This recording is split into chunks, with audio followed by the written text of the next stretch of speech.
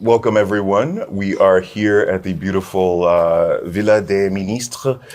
Please pardon my horrible classroom French.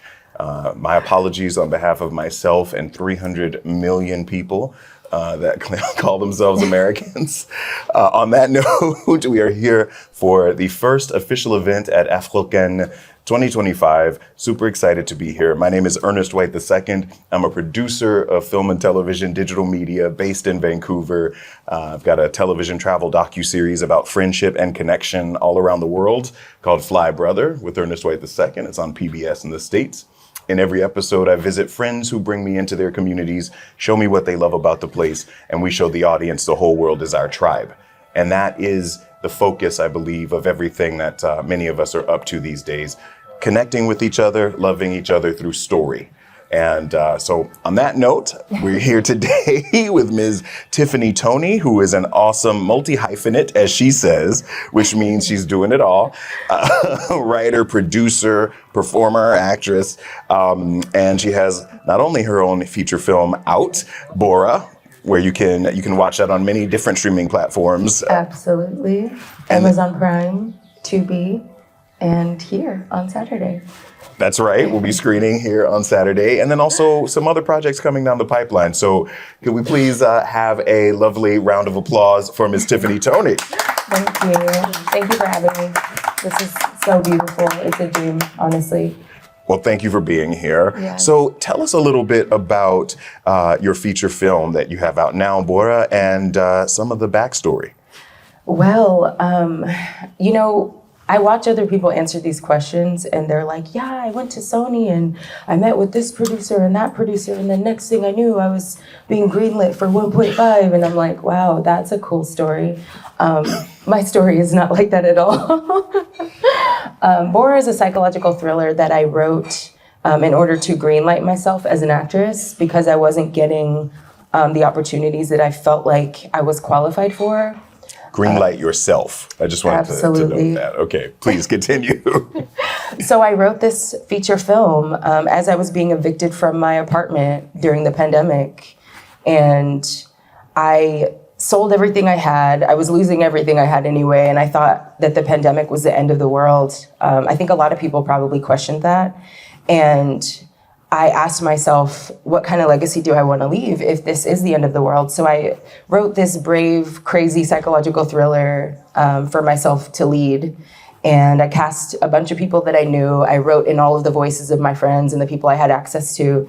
And we made this full feature film. And it's been a crazy journey, to say the least, but it has opened so many doors for me. Like, just betting on myself is part of the reason that I'm even here with you right now. So, well, I appreciate the fact that you even talked about just saying greenlighting yourself. You have to give yourself permission often when you're coming from outside of the industry. Absolutely. Did you go to film school at all? So I actually went to school for broadcast journalism, and I took a few film classes, and I thought I wanted to be a journalist, and then I worked at a news station, like a major news station as a journalist for like a month, and I was too emotionally sensitive. Like, I was crying on the scenes, like when people were getting hurt, I was like, no! And so the news, like the head of the department pulled me in her office and she was like, you're really talented, but you're too sensitive for this industry. And I was like, I agree. And we parted ways. And at that point I was like, I think I'm supposed to channel that differently. Like, I'm supposed to be a storyteller of a different kind. And I knew I wanted to be an actress. But, growing up in a place like Abilene, Texas, there's sort of a glass ceiling, Sure. like that people believe they can only elevate so high. And I had adopted that mindset. But one day I was just like, no, I think there's more for me. I think this acting thing can actually happen. And so I knew that it wasn't going to happen unless I made it happen. I was always too much of this or not enough of that. Culturally, I didn't really fit into any one box. And so I felt like creating this film was my opportunity to show the industry who I am and what I'm capable of, and that I could lead a film. So. Well, it sounds like the universe was telling you that you don't fit in, so stand out. Absolutely. I don't fit in, but I'm okay with it now. Perfect. I realized that was my superpower, you know? Yes, I can relate to that. And so when you look at kind of your desires as a storyteller to connect with people, to highlight different aspects of humanity, what were some of the messages and themes that you wanted to communicate through your first feature film? I really wanted to communicate that, we as society, humans in society, we're in all of these little boxes and compartments that we've sort of created for ourselves. And I wanted to create a piece that highlighted where race, nationality, and genetics they're all their own separate things, but they intersect in so many ways. And I think at the end of the day, I just wanted to tell a human story. I never wanted people to see me as a quote unquote Black or quote unquote indigenous filmmaker or actress. I just wanted them to see me as a human that they were relating to. And so although I address things like race and socioeconomic class in my writing and in this film, domestic violence, what it's like to be a woman and to feel unsafe in certain spaces, I wanted that to resonate with women and people of all cultures. I wanted them to see my culture, but I wanted them to empathize with me on a human level. And I feel like when we can accomplish that with storytelling, then that's when the real change happens, because we generate and develop empathy. Sure. Well, to me, you're just speaking to the universality of human experience through the specificity of the way that each of us experiences our lives. Right. Absolutely. Yeah. And so in that regard, then, what were some of the surprising aspects or delightful aspects of creating your first feature film within the context of not having housing security or not having the same kind of resources that other filmmakers may have? You know, honestly, because it was my first time embarking on a journey like this, I really didn't know the difference. Like, I was literally learning as I go. I had never directed a feature. I had never even written a feature before. But for me, it was a very spiritual experience. Like, I was channeling something outside of myself that was pulling me along, even though I was struggling financially. Yes. And my housing situation I didn't have a housing situation. I literally was at rock bottom. But what I learned at rock bottom was that zero is a portal. And through that portal is infinite possibility. And when you literally have nothing to lose and you give everything that you have for something, that's when the real magic happens. So I think if I had experienced it any other way, the passion, the energy, the soul of the film, it wouldn't exist in the way that it does now. So I'm grateful for all of it. Mm-hmm. Zero is a portal. What do you think kept you going then when you didn't have anything?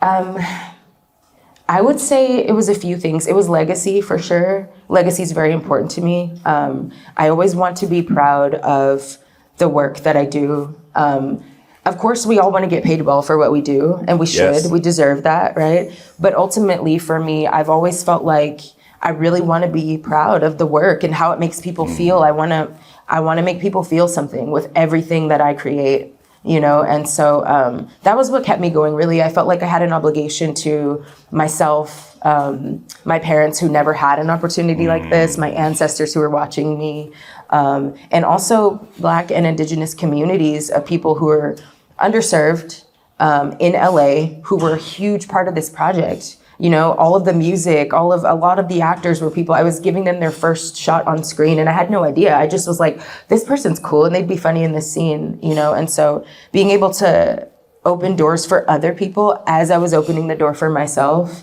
was, I knew I had to finish. I couldn't let them down, you know, and I couldn't let myself down either, so.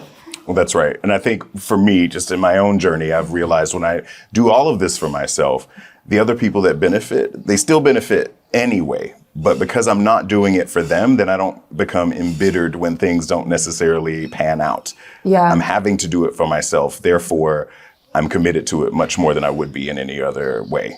Absolutely. I think every actor should take a crack at making their own film, even if it's a short or just whatever it is, because nobody knows who you are and what your niche is better than you. That's right. And for me, this was an opportunity to show my range, to show that I could play like a villain or an anti-hero, which I would not typically be cast in a role like that. But it was my dream. So I was like, let me manifest this, you know?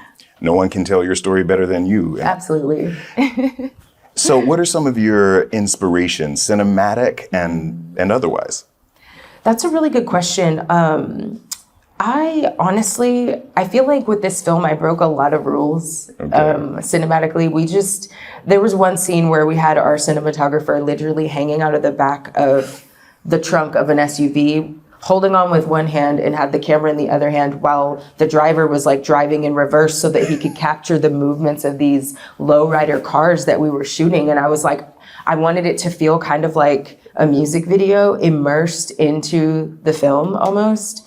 So like I grew up watching like 106 in Park and music videos, and I just remember how the music videos made me feel. And I wanted to make people feel like that, like almost take them out of their reality and make them feel like if the lead is feeling seduced or she's feeling embarrassed or she's feeling, you know, that she wants to hide, I wanted to make sure the audience felt that with her. So that was really my, I didn't really have an inspiration other than that. It was just kind of like, I have nothing to lose and I'm just going to do what I want and just see how it goes. You know, and I was going to ask if you had insurance on this guy that was like hanging out of the car talking about. I did not. But he knew. He was filming at his own risk, participating at his own risk. Yeah, we're still good friends. Well, that's good. That's good. I liked the idea, though, of you creating an immersive experience that tapped into feeling, because that's, at the end of the day, that's what we want, to be moved by story. And even if it is a music video, you know, it's something that these little stories videos as in little stories versus a feature film or something longer, a big story, but they all serve to move us as human beings. Absolutely. What are you looking forward to in the next few months and the next year? Well, since betting on myself and making my first feature film, I've actually starred in 8 films since then. 8? Yeah. Congratulations. Thank you. A few of them are out. There's one called Exotic that I'm really proud of. We shot it in Miami, and it's about this guy who is... he owns an exotic car company in Miami, but it's a front for like some corrupt activity. And I play a journalist who goes to investigate this and ends up getting kidnapped by the cartel. So getting to, you know, bridge the gaps. As a native Floridian, I'm laughing because it's funny because it's true. Yeah. So getting to bridge cultural gaps is really something that I'm proud of and something that I'm honored to be a part of. I'm working with a director from Italy named Stefano Mila. And he and I have been working on a project together, working on the script together. And the plan is to shoot it in Italy next month. Beautiful. So I'm here meeting with investors and getting that rolling. Got a couple of projects coming out on BET. So I'm just riding the wave, you know, and enjoying every moment. Well, you are doing it, and you're doing it ably and deftly. What advice might you have for emerging filmmakers or filmmakers that have been in the grind for a while but still haven't broken through yet to the kind of resources that would make life easier? I think all of us are working toward that goal. We always want to break through to the next level of resources. My advice would be just start with what you have. You know, like if you have an iPhone and that's all you have, learn to capture the most beautiful, cinematic, sensual, captivating images that you can with that device. Like a lot of times people think, oh, I need the RE Alexa or I need the next best camera in order to, you know, to compete or to be great, but you don't. You just need really great lighting, some decent audio, and your phone, and you need to allow the world to see inside of your mind and to see the world from your perspective, even if it means that you're breaking the rules. Sometimes that's how our legacy starts, you know? I think a lot of people that have broken the rules they're the ones that we remember, you know? So I would say just be brave, be bold, be yourself. There are a lot of people that we can look up to, right? But ultimately, it's about being yourself and being authentic. And for me, I had to learn to do that and let go of the fear of what people thought of me Even if it sounded Yes. outrageous or vulgar or crazy or embarrassing or emotional, it was just like, this is who I am. Like, I'm a lady, but I'm also a villain in this movie, and I'm organized, but sometimes I'm a mess, and and just accepting all sides of myself as a woman and pouring that into my craft. So if you can accomplish that, then I think your content will resonate with people and they'll remember it. Showing up fully and authentically. This has been awesome. How can people find out more about the work that you're doing, Tiffany? You can follow me on social media. It's Tiffany__Toney, TIFFANY, like the jewelry store. And then TONEY, like the boxer. I post everything on Instagram, so you can find me there. There's links to my IMDb. And then go check out Bora, Bora, on Amazon Prime or Tubi if you have it. And if you're going to be here Saturday, you guys can come check it out at 3:00. And also the movie Exotic is on the same two platforms. So those are the films that I have out right now. And there's another one called The Coach's Fate that is also on that platform. So yeah, you could check that out and then just tap in with me. I'd love to connect with you guys and see what you're up to as well and support your work. And you too. You look way taller in person, by the way. Well, thank you. Tiffany, thank you so much. It's been a wonderful chat. And thank you for being here. Thank you for All having right, me. everybody. Thanks so much.